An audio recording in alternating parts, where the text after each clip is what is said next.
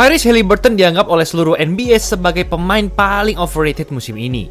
Dalam voting para pemain yang dilakukan oleh media The Athletic, Haliburton memiliki persentase tertinggi dalam kategori ini dengan 14,4%. Ia bahkan berhasil mengungguli Rudy Gobert dan Trae Young yang sudah lama terkenal dianggap overrated dan tidak mendapatkan respect di NBA.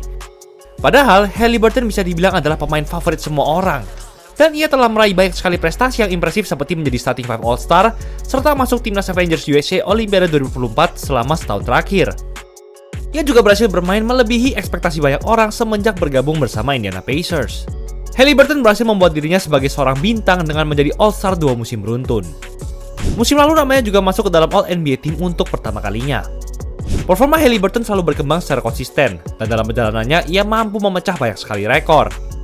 Ia telah menjadi pemain NBA dengan game terbanyak dengan catatan statistik setidaknya 20 poin dan 10 assist tanpa ada turnover. Haliburton juga berhasil menjadi pemain pertama dalam sejarah NBA yang mengumpulkan total 500 assist sebelum mencatatkan 100 turnovers. Offense dan playmaking-nya sangat rapi sampai-sampai ia mampu membawa Pacers lolos ke final wilayah timur sebagai tim kuda hitam musim lalu. Gak cuma itu, namanya juga masuk ke dalam salah satu skuad Olimpiade Amerika terkuat sepanjang masa, dan ia juga meraih medali emas pada 2024 lalu. Tapi dengan segala pencapaian yang luar biasa ini, Haliburton justru tidak dihargai oleh para pemain NBA. Jika kamu mengamatinya lebih dekat, dapat terlihat jelas bahwa mereka membenci Haliburton karena cara bermain dan sifatnya yang menyebalkan, serta privilege yang ia dapat melalui hal-hal tersebut. Ini adalah situasi yang baru bagi Haliburton, karena sejak dahulu ia lebih sering bermain sebagai pemain yang sangat underrated. Haliburton menjalani pendidikan SMA di East Coast North, negara bagian Wisconsin. Saat itu ia tidak memiliki gambaran masa depan untuk bermain di NBA. Di liga musim panas, ia tidak bergabung bersama tim-tim yang hebat sehingga nama dan performanya tidak dilirik oleh banyak orang. Haliburton hanya sesimpel ingin bermain basket dan bertanding bersama teman-temannya. Tapi semua itu berubah pada tahun terakhirnya di SMA. Saat itu Haliburton mencatatkan rataan 22,9 points, 6,2 assist, 5,1 rebounds, 3,5 steal, dan 1,7 blocks per game. Ia berhasil membawa sekolahnya menjadi juara tingkat negara bagian untuk pertama kalinya. Dan karena itu juga Haliburton berhasil meraih sejumlah penghargaan seperti Wisconsin Gatorade Player of the Year, WBCA Division I All-State Team, dan All-USA Wisconsin First Team. Meski sudah tampil sehebat itu, Haliburton tetap kurang mendapatkan perhatian dan ia hanya dinilai sebagai prospek bintang 3 saja menurut ESPN. Tapi di liga musim panas terakhirnya di jenjang SMA, Haliburton berhasil tampil dominan melawan prospek-prospek ternama lainnya, sehingga ia langsung mendapatkan tawaran beasiswa dari banyak kampus divisi 1 NCAA. Haliburton akhirnya memutuskan untuk bergabung bersama Iowa State. Pada tahun kedua sekaligus tahun terakhirnya di sana, Haliburton mampu mencatatkan rataan 15,2 points, 6,5 assist, dan 5,9 rebounds per game dengan akurasi field goal 50,4% dan 3 point 41,9%. Setelah itu, Haliburton memilih untuk masuk ke NBA Draft 2020 dan Sacramento Kings memilihnya pada urutan pick ke-12. Namun, Haliburton tidak bisa langsung merasa tenang pada saat itu. Banyak orang meragukan fisik dan kemampuannya di lapangan. Meski begitu, ia ada di Kings, sebuah tim yang terkenal sangat cupu karena nggak pernah masuk playoff dalam 14 tahun terakhir saat ia masuk. Artinya, Haliburton dapat dengan bebas untuk mengasah potensinya. Dan benar saja, ia bermain solid sebagai seorang rookie dengan rataan 13 points dan 5,3 assist per game. Ia masuk ke dalam jajaran All-Rookie First Team dan namanya berhasil menjadi finalis gelar Rookie of the Year saat itu. Haliburton telah menunjukkan bahwa ia memiliki potensi untuk menjadi pemain bintang. Tapi ternyata, manajemen Kings memiliki rencana lain. Baru pada musim keduanya di NBA, Haliburton sudah di-trade ke Indiana Pacers untuk Domantas Sabonis. Keputusan ini membuat banyak orang sangat terkejut karena Kings dianggap telah membuang masa depan mereka. Bahkan Haliburton sebenarnya ingin setia kepada Kings dan membawa mereka keluar dari nasib malam yang mereka alami. Ia sampai sedih hingga menangis mendengar dirinya di-trade begitu saja. Tapi di sisi lain, Haliburton akhirnya dapat menjadi pemain utama bersama Pacers. Pada musim 2022-2023, ia jadi bermain semakin hebat dengan rataan 20,7 points dan 10,4 assist per game. Musim lalu, ia semakin menggila lagi dengan rataan 20,1 poin dan 10,9 assist per game. Rataan assistnya ini merupakan yang tertinggi di NBA pada musim itu, dan ia sekaligus menjadi satu-satunya pemain dengan rataan assist double digit.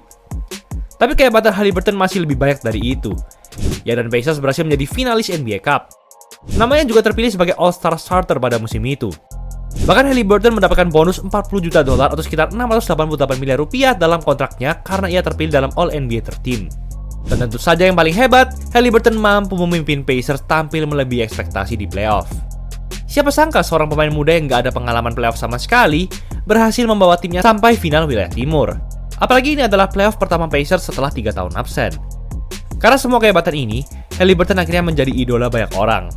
Namanya pun dipilih untuk bergabung bersama timnas Amerika di Olimpiade Paris 2024. Tapi bukannya semakin dihargai, di momen inilah Haliburton mulai dibenci oleh banyak pemain NBA. Seperti yang kita tahu, skuad timnas Amerika di Olimpiade 2024 merupakan kumpulan pemain terhebat dari yang terhebat, dipimpin oleh LeBron James, Steph Curry, dan Kevin Durant. Sepertinya para pemain NBA tidak suka jika Haliburton bergabung dengan skuad ini. Mungkin saja karena ini semua terlalu cepat baginya. Haliburton hanya baru beberapa tahun saja bisa bermain sekelas bintang, tapi ia langsung masuk ke dalam skuad yang bergengsi ini. Atau mungkin karena menurut mereka Haliburton memang sekedar belum sejago itu aja. Mereka pun memiliki argumen yang kuat dalam konteks ini. Selama Olimpiade Paris berlangsung, Haliburton merupakan seorang cadangan mati. Ia hanya bermain dalam 3 dari total 6 game. Itu pun hanya selama paling maksimal 10 menit saja per game. Kontribusinya sangat kecil, tapi ia tetap bisa meraih medali emas bersama legenda lainnya dan dianggap sebagai juara dunia. Tentu saja ada seseorang yang marah melihat Haliburton di atas podium juara, terutama bagi mereka yang dinilai jauh lebih hebat tapi tidak dipilih untuk masuk skuad Olimpiade. Tapi ini masih satu bagian saja dari segala hal yang membuat Haliburton dianggap overrated. Setelah meraih medali emas Olimpiade, Haliburton bermain sangat-sangat memprihatinkan, tidak seperti dirinya sendiri. Dalam 15 game pertama musim ini, ia mencatatkan rata 15,3 poin dan 8,5 assist per game saja, menurun drastis dari performanya musim lalu. Tapi itu bukanlah yang terburuk, karena dalam kurun game tersebut, ia memiliki akurasi field goal 37,5% dan 3 point 28,4%. Sangat buruk. Karena itu, Pacers hanya mencatatkan rekor menang kalah 6-9 dan berada di peringkat 10 wilayah timur saat itu. Kelemahan Haliburton akhirnya banyak yang terekspos pada awal musim ini. Ia memang sangat jarang melakukan turnover, tapi dalam beberapa momen, ball handlingnya bisa sangat kacau. Itu membuat dia sulit untuk menang dalam kondisi one-on-one. Dan ketika Haliburton terkena double team, ia seringkali panik dan kebingungan untuk menjaga bolanya. Selain itu, banyak yang berpendapat bahwa Haliburton adalah orang yang sombong. Yang dipermasalahkan adalah ia selalu mengeluarkan sifat-sifat itu, sementara pencapaiannya di NBA masih belum seberapa. Belum lagi dengan shooting formnya yang aneh. Gak mungkin beberapa pemain tidak kesal melihatnya bermain seperti itu. Tapi sebenarnya mereka hanya menggunakan 15 game awal itu untuk menilai Haliburton. Sebab setelah itu ia berhasil kembali bermain seperti dirinya. Setelah All-Star Weekend, ia mencatatkan rataan 20,6 points, 11 assist dan 1,8 steals per game dan hanya dengan 1,2 turnover per game. Setelah namanya terpilih sebagai pemain paling overrated, Haliburton juga langsung membungkam orang-orang itu dengan mencetak 21 points dan 12 rebounds di game 2 melawan Milwaukee Bucks. Haliburton pun berpendapat bahwa dirinya pasti sudah melakukan sesuatu yang benar. Karena itu sampai membuat para pemain NBA mulai membencinya. Tapi gimana menurut kalian? Apakah Haliburton memang pemain yang overrated? Coba komen dong. Itulah episode kali ini.